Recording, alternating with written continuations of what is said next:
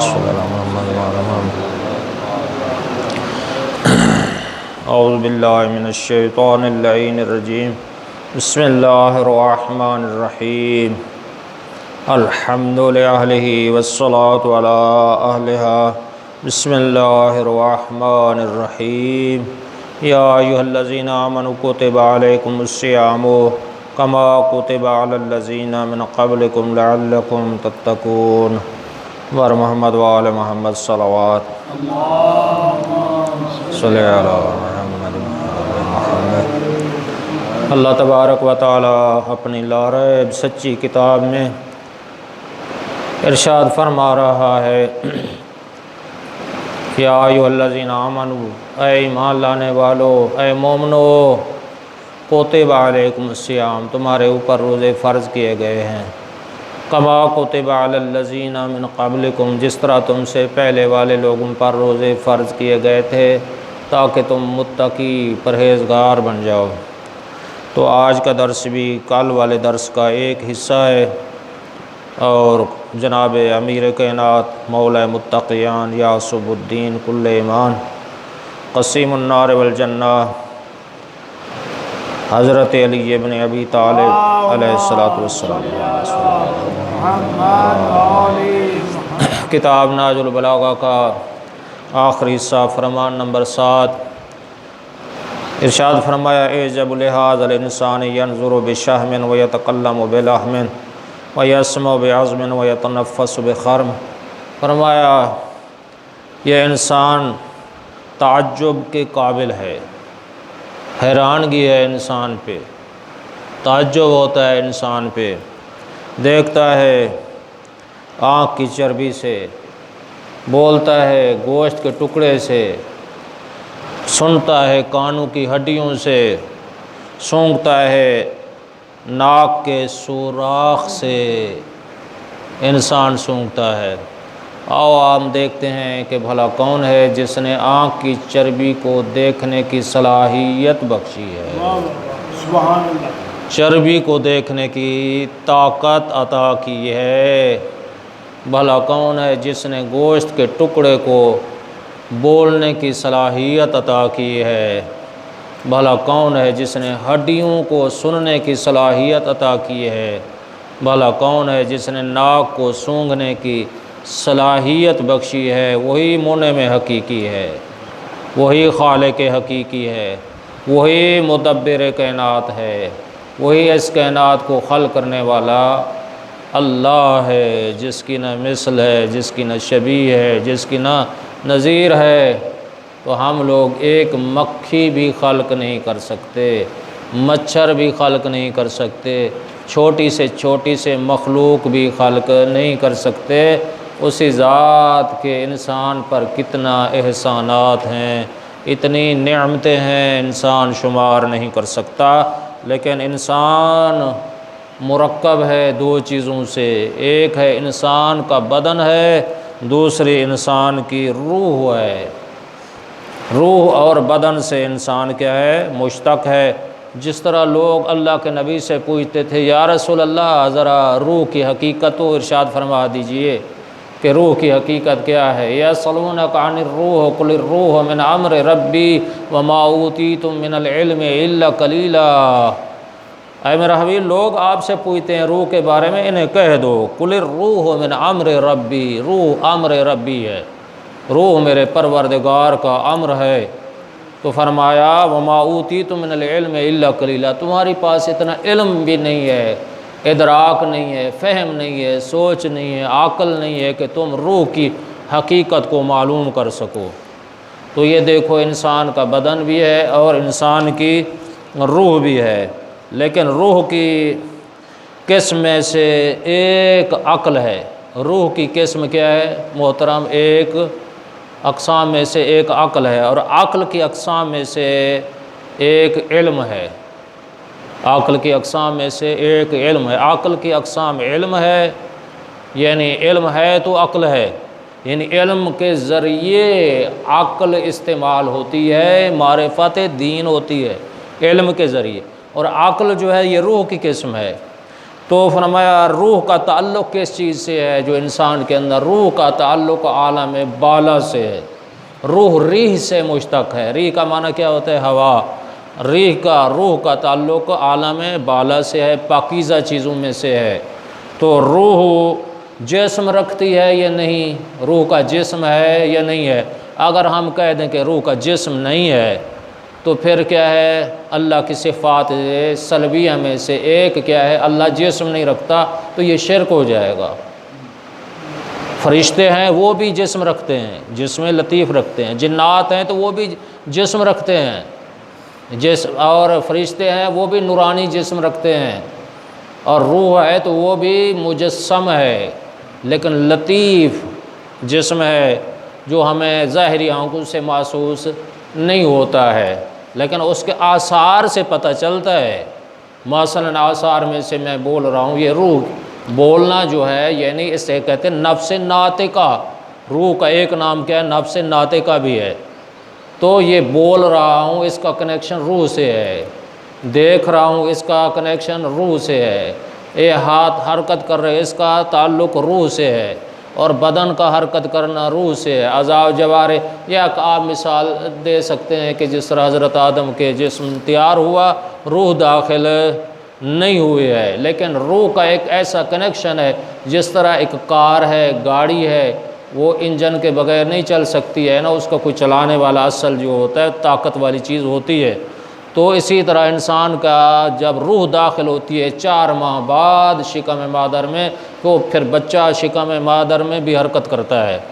روح جب داخل ہوگی تو یہ سارے کنیکشن بحال ہو جائیں گے، اور جب پیدا ہوگا تو اس کے سارے کنیکشن بحال ہیں۔ یہ لائٹیں شاہ صاحب، یہ لائٹیں بھی کیا ہیں؟ محسوس ہوتی ہیں۔ یہ آنکھ کے نور، یہ کیا ہے؟ اس کا تعلق وہ پیچھے ہے، روح کے ساتھ ہے، کنیکشن اس کا ہے۔ جس طرح موبائل کی بیٹری نکال لیں وہ بند ہو جاتا ہے، نہیں کام کرتا ہے، اسی طرح روح جب داخل ہوتی ہے ساری چیزیں بحال ہو جاتی ہیں، تمام وہ بلڈ، روح جو ہے نا، خون چلنے لگ جاتا ہے، آنکھیں دیکھنے لگ جاتی ہیں، زبان بولنے لگ جاتی ہے، یہ سارا سسٹم بحال ہوتا ہے۔ لیکن جب روح نکل جاتی ہے تو وہ وہیں کا وہیں کیا ہے؟ بدن، حرکات، سکنات، دیکھنا، یہ سارا سسٹم ختم ہو جاتا ہے۔ لیکن روح کا تعلق عالم بالا سے، روح جسم لطیف رکھتی ہے، اللہ کے ذات مجسم نہیں ہے۔ ہم کہیں کہ روح بھی مجسم نہیں ہے، شرک ہو جائے گا۔ روح جسم رکھتی ہے، لیکن روح کا جو ہے مثلاً ایک تیز رو ہے، روح کی رفتار بڑی تیز ہے، لیکن جب وہ بدن کے اندر داخل ہو جائے تو پھر رفتار کم ہو جاتی ہے۔ مثلاً گاڑی جو ہے، اس کا اگلا والا انجن آپ دیکھتے ہوں گے کہ اس کے پتہ نہیں پیچھے کافی ڈبے ہیں، مثلاً 20 ہیں، 15 ہیں۔ اگر وہ انجن اس کو ساتھ لگا دیں گے نا تو وہ اتنا تیز نہیں چلے گا، جب وہ اکیلا اسے چلائیں تو تیز دوڑے گا۔ وہ چلیں گے، پیچھے والے کو کھینچے گا، زور لگائے گا، ایسا ہے، اس کی رفتار اتنا نہیں ہوگی۔ تو پھر اکیلا اگر خالی چلا دیں وہ تیز دوڑے گا۔ موٹر سائیکل پہ 3 سواریاں بٹھا دیں گے، بڑی تھوڑی سی مشقت کرے گی، آواز دے گی، ایک آدمی ہوگی تو کوئی تیز چلے گی۔ اسی طرح انسان کے 1.5 من انسان کے سر پہ رکھیں تو اس کو کہیں کہ دوڑ لگائے تو اتنا تیز نہیں دوڑ سکے گا۔ اگر کیا ہے وزن نہیں ہے اس کے اوپر تو پھر وہ تیز دوڑے گا۔ تو یہ ہے روح، جب انسان، اس کی رفتار تیز ہے، جب بدن کے اندر داخل ہوتی ہے تو اس کی رفتار کم ہو جاتی ہے، اتنا تیز نہیں ہوتی، جب اکیلی ہو تو تیز ہوتی ہے۔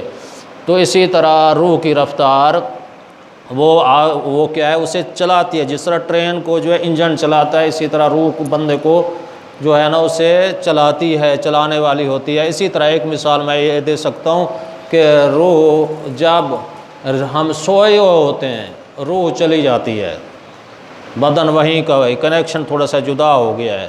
وہ آنکھ سوئی، پتہ چلا کعبے میں پہنچ گیا، آنکھ بند ہوئی، پتہ چلا ایران میں پہنچ گیا۔ ایسا کبھی آپ نے دیکھا ہوگا خواب میں مختلف، آنکھ بند ہوئی، پتہ چلا ملتان پہنچ گئے، بہاولپور پہنچ گئے، آنکھ بند ہو، ایک لمحے کے اندر کیا ہے؟ روح وہاں چلی گئی، کیا ہے؟ بدن سے نکل چکی ہے، بدن سے نکل چکی ہے۔ آپ جب دیکھیں نا کہ خواب میں دوڑ لگائیں، خواب میں کوئی لوگ آپ کو محسوس ہوا ہوگا زندگی میں کوئی خواب آیا ہو جس میں آپ نے دوڑے ہوں.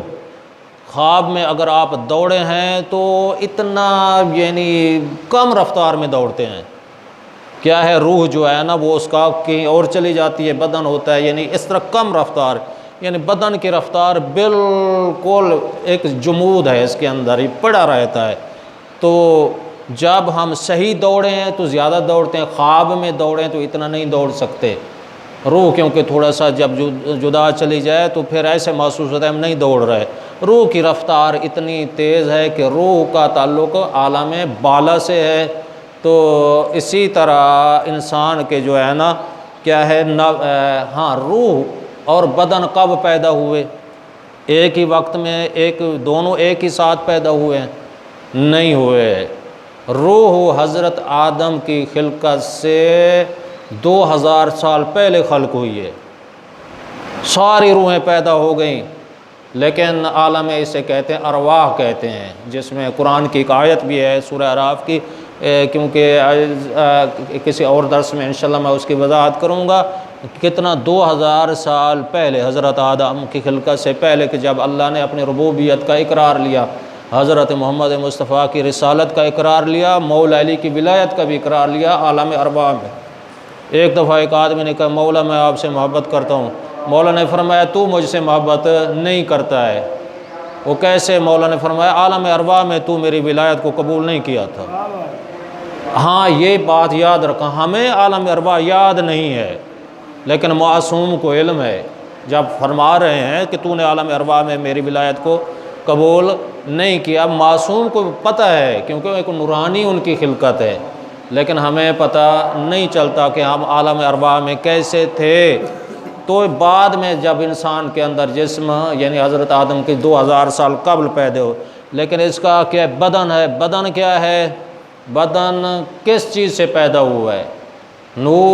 روح جو ہے عالم بالا سے، بدن ادنا سے ہے.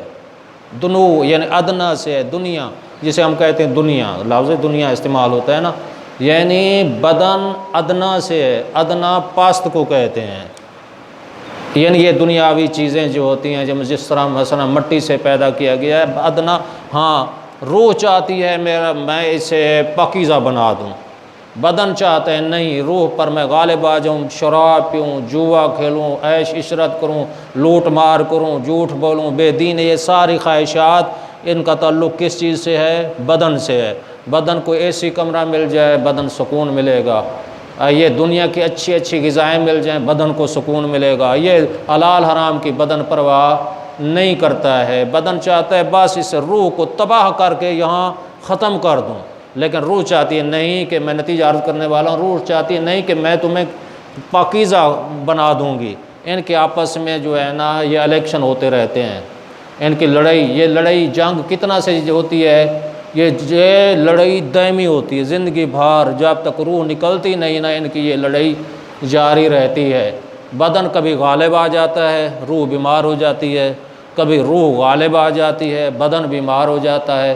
اسی طرح یہ ان کی ہمیشہ کی جنگ جاری رہتی ہے. آخر میں بدن چاہتا ہے یار عیش عشرت کر، روح کو کہتے کھا پی مزے اڑا، بس اس دنیا میں رہ جا، کوئی چیز نہیں ہے. اور جس طرح دہریے کہتے ہیں زمانہ مارتا ہے، زمانہ موت دیتا ہے، زمانہ حیات دیتا ہے، کوئی چیز کا وجود کے نہ وہ قرآن کے قائل ہیں، نہ وہ اللہ کے قائل ہیں، نہ وہ ملائکہ کے قائل ہیں، نہ وہ رسولوں کے قائل ہیں، نہ وہ انبیاء کے قائل ہیں. وہ دہریے جو کہتے ہیں بس کوئی چیز ہے بھی نہیں. یہ بدن اس طرح چاہتی ہے. آخر میں روح چاہتی نہیں کہ میں تجھے پاک بنا دوں گی. اور اگر انسان شریعت کے احکام پہ عمل کرے تو روح اسے یعنی روح کی غذا کیا ہے؟ نماز پڑھنے کے بعد بدن کو سکون ملتا ہے، روزہ رکھنے کے بعد بدن کو قلب کو سکون ملتا ہے، حج کرنے کے بعد قلب کو سکون ملتا ہے، یتیموں کی مدد کرنے کے بعد قلب کو سکون ملتا ہے. نیک اعمال بجا لینے کے بعد یہ روح کی مرمت ہو جاتی ہے، روح پروان چڑھتی ہے اور بدن کو بھی پاکیزہ بنا دیتی ہے. لیکن احکام شرعیہ پہ عمل کریں گے تو یہ ان کی پاکیزہ بنا دیتی ہے۔ آخر میں بدن اگر غالب آ جائے تو روح بیمار ہو جاتی ہے۔ جب بدن بیمار ہو جائے جسمانی طور پہ تو وہ ڈاکٹر کے پاس جانا پڑے گا، بخار ہے، ملیریا ہے، فلاں ہے، ڈینگی ہے اور کرونا ہے وغیرہ وغیرہ۔ جب روح بیمار ہو جائے تو اس کا کیا ہے علاج کوئی دنیا کا ڈاکٹر نہیں کر سکتا۔ روح کے معالج کون ہیں؟ روح کے معالج ہیں 14 ہستیاں۔ اللہ نے روح کے معالج بنا کر اللہ نے 14 ہستیاں بھیجی ہیں۔ روح کی بیماری 1 منٹ کے اندر میں ختم کرنے والا ہوں۔ جھوٹ بھی روح کی بیماری ہے، غیبت بھی روح کی بیماری ہے، چوری بھی روح کی بیماری ہے، خیانت بھی روح کی بیماری ہے، وعدہ خلافی بھی روح کی بیماری ہے، حسد بھی روح کی بیماری ہے، بغض بھی روح کی بیماری ہے، رشوت بھی روح کی بیماری ہے، شراب بھی روح کی بیماری ہے، تکبر بھی روح کی بیماری ہے، طمع بھی روح کی بیماری ہے، حرص بھی روح کی بیماری ہے، شرک بھی روح کی بیماری ہے، مومنین کو اذیت دینا روح کی بیماری ہے، زنا روح کی بیماری ہے، گانا روح کی بیماری ہے، والدین کی نافرمانی روح کی بیماری ہے، اولی الامر کی اطاعت نہ کرنا روح کی بیماری ہے، فساد پھیلانا روح کی بیماری ہے، اور نماز کا نہ پڑھنا روح کی بیماری ہے، روزے کا نہ رکھنا روح کی بیماری ہے، حج کا نہ کرنا روح کی بیماری ہے، اور زکوٰۃ کا نہ دینا روح کی بیماری ہے، خمس نہ دینا روح کی بیماری ہے، مومن کو گالی دینا روح کی بیماری ہے، اور مومنین کو لڑانا روح کی بیماری ہے، زمین پہ فساد پھیلانا روح کی بیماری ہے، جوا کھیلنا روح کی بیماری ہے، بد اخلاقی روح کی بیماری ہے، سود کھانا روح کی بیماری ہے، مخلوق خدا پہ ظلم کرنا روح کی بیماری ہے، یتیموں کا مال کھانا روح کی بیماری ہے، تکبر کرنا روح کی بیماری ہے، قتل کرنا روح کی بیماری ہے، بڑی اور بھی روحیں ہیں جو کیا ہے روح کی بیماریاں ہیں، لیکن روح کا علاج کرنے کے لیے یہ 14 معصومین علیہ السلام پاک ہیں، اللہ نے بھیجے ہیں ہماری روح کو پاک کرنے کے لیے۔ اگر ان کی اطاعت کرو گے تو روح بھی پاک ہو جائے، فقط روح پاک نہیں ہوگی، روح بدن کو پاک کر کے جنت لے جائے گی، وہاں جس کے وارث الحسن والحسین سید شباب اہل الجنہ ہیں۔ میرے حسن حسین بیٹے جوانان جنت کے سردار ہیں، وہ ابوہما خیر منہما، ان کے والد گرامی ان سے افضل ہیں، وہاں لے جائے گی جہاں جس جنت کے وارث 14 ہستیاں ہیں۔ وآخر دعوانا الحمدللہ رب العالمین۔